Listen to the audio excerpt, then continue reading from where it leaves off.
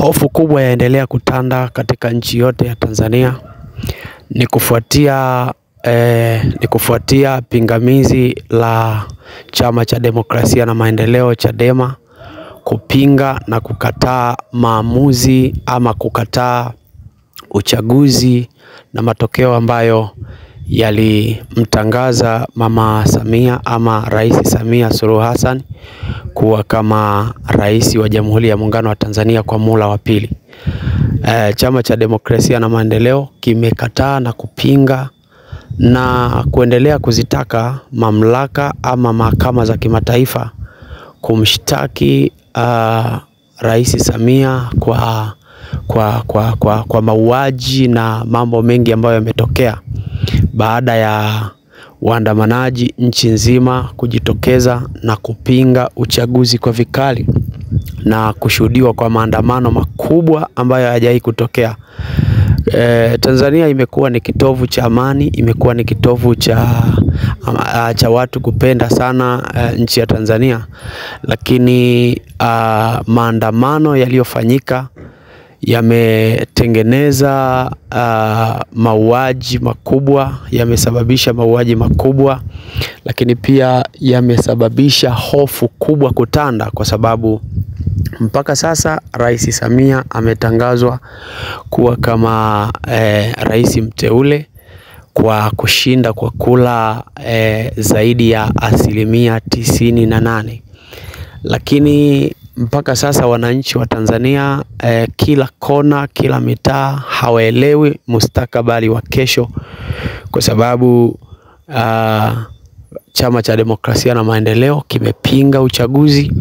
Na ukisikiliza mitaani, ukisikiliza majenzi, ukisikiliza vijana, wanaendelea kusema kwamba bado tunataka kudai haki yetu na tunataka kudai nchi yetu. Kwa hiyo hivi karibuni kunaweza kukashuhudiwa hali ya hatari sana katika nchi ya Tanzania, kwa sababu bado mambo mengi sana yanaendelea. Japokuwa umoja wa AU ama tuseme umoja wa SADC umejaribu kutoa kauli yake kwamba ikiwezekana viongozi wa upinzani na serikali waweze kukaa pamoja, lakini hiki kitu kinaweza kikawa ni kigumu sana, kwa sababu kuna mambo mengi sana ambayo yameendelea.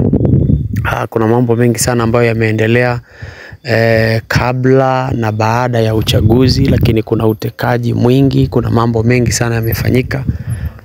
Kwanza Watanzania walihitaji sana mabadiliko ya katiba, lakini pia vipengele vinavyohusu uchaguzi na usimamizi wa uchaguzi walitaka sana viweze kuwekwa sawa kabla ya kuingia kwenye uchaguzi. Lakini pia kitu kingine ambacho Watanzania wanaendelea kukililia ni kwamba ndugu zao wengi sana wametekwa na watu wengi sana wamepotea, hawaelewi serikali inapanga nini kuwahusu. Kwa hiyo kumekuwa na madai mengi sana ambayo yamesababisha nchi ya Tanzania ikaweza kufanya maandamano makubwa sana. So hata hivi tunavyoongea ni kwamba bado mipango ya kuendelea kupinga serikali ya Samia Suluhu, japokuwa tayari yameshaapishwa, bado wanaendelea kusema kwamba wataendelea kupambana na kuweza kutafuta haki kwa namna yoyote. So tunajaribu kufikiria na kujaribu kuona nini kitatokea baada ya Chadema kuweza kupinga matokeo na kutaka haki iweze kupatikana.